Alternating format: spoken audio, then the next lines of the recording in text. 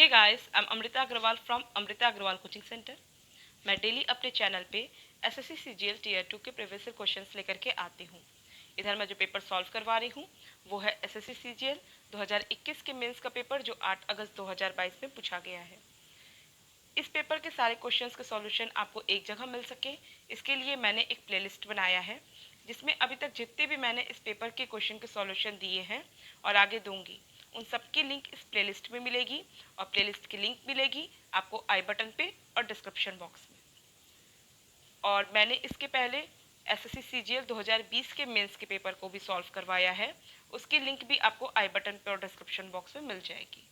आप सब में से जो भी एसएससी सीपीओ का और एसएससी दिल्ली पुलिस का फॉर्म भरे हैं, तो उनको मैं इन्फॉर्म कर दूं कि उनके लिए मैं डेली मैथ्स के प्रीवियस ईयर क्वेश्चंस लेकर के आती हूँ, जिसकी प्लेलिस्ट की लिंक आपको आई बटन पे और डिस्क्रिप्शन बॉक्स में मिल जाएगी। तो अभी मैं आपके लिए एसएससी सीजीएल 2021 के मेंस का ये क्वेश्चन लेकर के आई हूँ। क्वेश्चन है, two circles each of radius 36 centimetre are intersecting each other such that each circle is passing through the center of other circle. What is the length of common chord to the two circles? कह रहा है कि दो circle हैं जिनका radius same है 36 centimetre का है और वो दोनों सर्कल्स एक दूसरे के सेंटर पर से होके गुजरते हैं। तो बताइए कि इन दोनों सर्कल का कॉमन कॉर्ड, जो ये कॉमन कॉर्ड आपको दिख रहा है, उसकी लेंथ क्या होगी। ठीक है, आप देख पा रहे हैं कि ये सर्कल के लिए भी यही कॉर्ड है और ये सर्कल के लिए भी यही कॉर्ड है, और ये जो कॉर्ड फॉर्म हो रहा है एक दूसरे के इंटरसेक्शन पॉइंट से फॉर्म हो रहा है। मीन्स ये दोनों का जो इंटरसेक्शन पॉइंट है, इसी के बीच की दूरी है ये कॉमन कॉर्ड। और आप ये भी देख पा रहे हैं कि ये जो दोनों सर्कल्स हैं, मतलब अकॉर्डिंग टू क्वेश्चन आप समझ पा रहे हैं कि ये जो दोनों सर्कल्स हैं ये एक दूसरे के सेंटर पर से गुजरे हैं। मीन्स ये जो सर्कल है इस सर्कल के सेंटर पर से गुजरा और ये जो सर्कल है ये इस सर्कल के ये सेंटर पर से गुजरा। तो इस तरीके से जो सेंटर पर से गुजर रहे हैं, तो इसका मतलब क्या है, इनके जो बीच की दूरी है वो क्या है, इसका रेडियस है।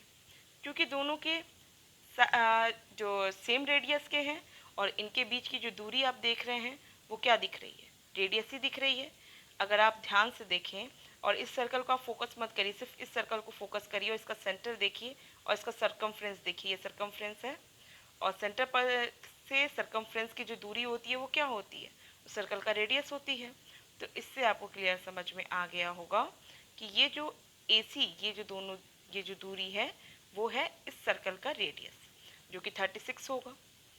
और अगर मैं इसके इंटरसेक्टिंग पॉइंट, जहाँ से कि मुझे ये कॉमन कॉर्ड की लेंथ निकालनी है, इन दोनों के इंटरसेक्टिंग पॉइंट को मिला दूँ, अगर यहाँ से इसे मिलाऊँ, यहाँ से सेंटर पर से इस इंटरसेक्टिंग पॉइंट को मिलाऊँ, तो इस तरीके से जब मैं मिलाती हूँ तो ये भी जो लेंथ मिलती है वो मुझे क्या मिलती है, रेडियस ही मिलती है।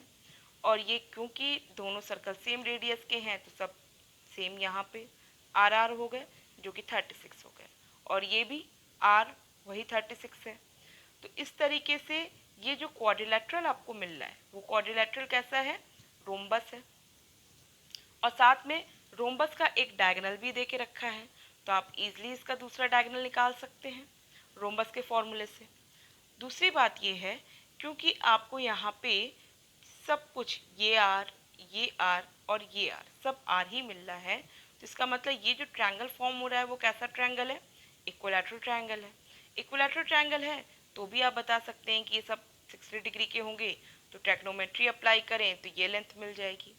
और जब ये लेंथ मिल जाएगी तो उसे मैं क्या कर दूंगी, डबल कर दूंगी, तो मुझे पूरा ये कॉमन कॉर्ड मिल जाएगा। मैं डबल करके कैसे बता रही हूँ कि कॉमन कॉर्ड मिल जाएगा, उसका रीज़न एक तो ये है कि आप यहाँ से देखेंगे तो भी आपको वही इक्विलैटरल ट्रायंगल मिलेगा और आपको ऐसे में ये लेंथ वही मिलेगी जो ये होगी।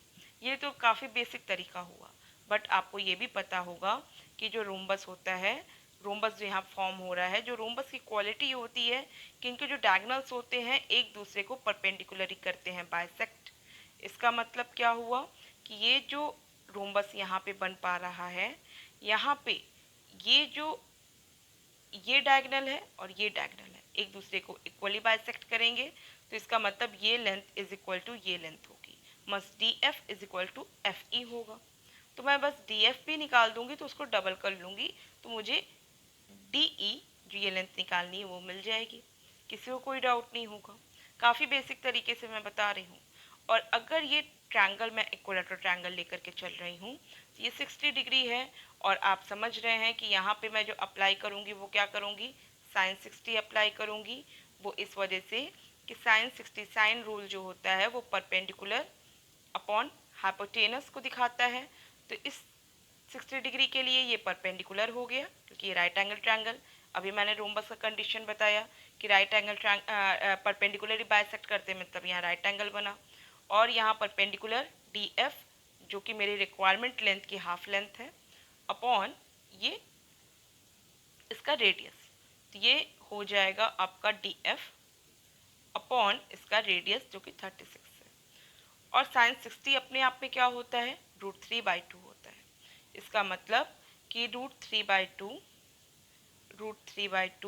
इज इक्वल टू हो जाएगा D F upon AD, AD मतलब 36। और इसे, क्योंकि मुझे फाइनल क्या निकालना है, मुझे निकालना है डीई जो कि क्या है, डीएफ का डबल है। तो मैं 2 को यहाँ भेज दूँ तो मुझे 2DF मिल जाएगा, और 36 को यहाँ भेज दूँ तो मुझे 36√3 मिल जाएगा। ठीक है, तो इससे मुझे ये जो कॉमन कॉर्ड मिला जो आपसे क्वेश्चन पूछा है उसका आंसर 36√3, जो कि ऑप्शन में कहीं मैच नहीं कर रहा है। आप देखेंगे ऑप्शन में कहीं भी 36√3 नहीं दिया हुआ है। मेरा कैलकुलेशन सही है, आंसर सही है, बस इसका जो ऑप्शन दिया है वो इनकरेक्ट है, क्योंकि ये एग्ज़ाम में वही क्वेश्चन है जिसका कि ऑप्शन गलत दिया गया था। ठीक है, किसी को कोई डाउट नहीं होगा। सॉल्यूशन मैंने इसी वजह से काफ़ी डिटेल में बताया है, जिससे कि आपको ऑप्शन देख करके कोई कन्फ्यूज़न क्रिएट ना हो। आई होप आप सबको क्लियर होगा। अगर फिर भी कोई डाउट है तो आप मुझे कमेंट बॉक्स में दीजिए।